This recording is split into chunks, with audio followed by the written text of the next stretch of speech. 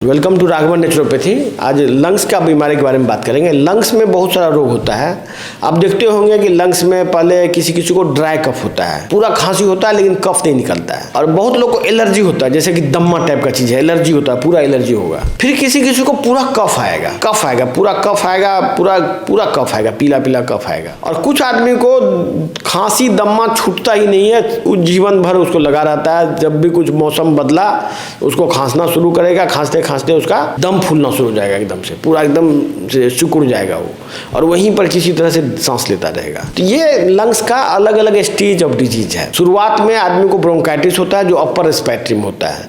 फिर धीरे धीरे बीमारी नीचे की तरफ जाता है, लंग्स के अंदर गंभीर रूप से फैल जाता है, और तब जाके बीमारी उसके लंग्स में बड़ा बड़ा होल हो जाता है। इसके पीछे वजह है मेडिसिन। असल में आप जो दवाई खाते हैं, जैसे कि मान लीजिए आप शुरू में ब्रोंकाइटिस हुआ, लोग उसमें बहुत सारा स्टेरॉइड वगैरह लेना शुरू करता है, इनहेलर, स्टेरॉइड का inhaler. Steroid in general body में प्रोटीन को गलाता है और छेद करता है, गला के छेद करता है। तो छेद जब करता है तो जिस समय आदमी लेता है वो स्टेरॉइड, उस समय उसको राहत फील होता है, उसको लगता है कि मेरा सारा प्रॉब्लम सॉल्व हो गया या थोड़ा राहत मिल गया। लेकिन वो वहाँ पर रह के स्टेरॉइड पतला छोटा छोटा छेद करता रहता है धीरे धीरे करके, और धीरे धीरे करके लंग्स डिस्ट्रॉय हो जाता है, पूरा लंग्स ही खत्म हो जाता है। एक्चुअली मैं ये बात एलोपैथिक के नज़रिए से बोल रहा हूँ, ऐसा इसमें नेचुरोपैथी की कोई बात नहीं है। एलोपैथिक में ही क्लियरली बुक्स में लिखा हुआ है, किताबों में लिखा हुआ है कि स्टेरॉइड का सेवन 1 सप्ताह या 10 दिन से ज़्यादा नहीं होना चाहिए। आइडियली ये 3 दिन से ज़्यादा नहीं होना चाहिए। तो 10 दिन तक भी दे दिया तो चलो भाई 10 दिन हो गया, इसके बियॉन्ड नहीं होना चाहिए। ये हर एक बीमारी में यही बात है, स्टेरॉइड के इन जनरल यूज के बारे में है, ये 10 दिन से ज़्यादा नहीं होना चाहिए। यदि इससे बियॉन्ड आप करते हैं तो आपका जो डैमेज है वो फिर दोबारा हील नहीं होगा।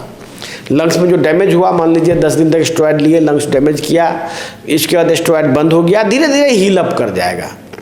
लेकिन आदमी कर क्या रहा है, कोई 5 साल से ले रहा है, कोई 10 साल से ले रहा है, जब मन किया तब ले रहा है। बीमारी को ठीक करने के लिए कुछ नहीं कर रहा है, उसको एंटीबॉडी बन रहा है, बॉडी में ऑटो इम्यून डिजीज है, उसको शरीर में इन्फेक्शन है, इम्यून सिस्टम उसका वीक हो गया है, उसके बॉडी में मतलब न्यूट्रिशन की कमी है, इसके लिए वो कुछ नहीं कर रहा है।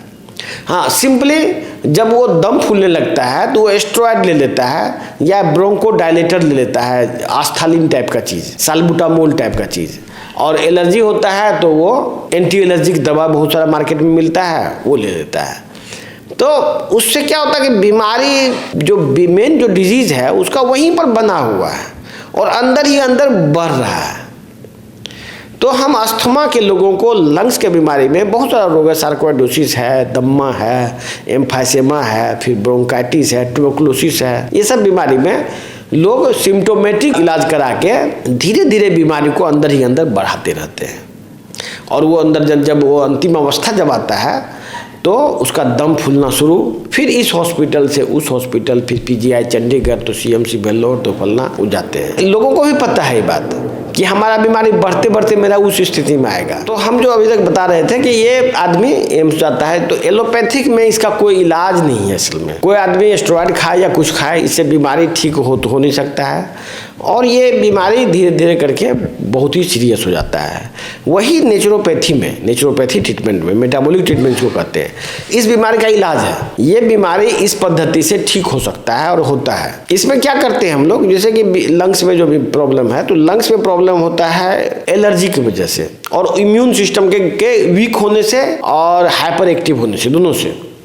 तो हम लोग के पास बहुत सारा मेडिसिन है, हर्बल मेडिसिन का एक तो सिस्टम है नेचुरोपैथी में, जिसके इस्तेमाल से और बॉडी को डिटॉक्स करके टॉक्सिन को हटा देने से धीरे धीरे करके ये बीमारी, आपको इम्यून सिस्टम ऑटोमेटिक स्ट्रांग हो जाता है, और फिर धीरे धीरे करके ये अंदर से हील अप हो जाता है। जब अंदर से हील अप होगा तभी वो क्योर होगा, वो ठीक होगा। तो जिसको भी दम्मा संबंधित बीमारी है, लंग्स का कोई भी बीमारी है, आपको हरदम ही नेचुरोपैथिक इलाज ही लेना चाहिए। तो आप इस वीडियो को ज़्यादा से ज़्यादा लोगों तक शेयर कीजिए, और आप अपने पद्धति को आगे ले जाने के लिए कुछ बुद्धि लगाइए कि क्या आप कर सकते हैं, आप खुद इसके लिए क्या कंट्रीब्यूट कर सकते हैं आप अपने सिस्टम को आगे ले जाने के लिए। धन्यवाद।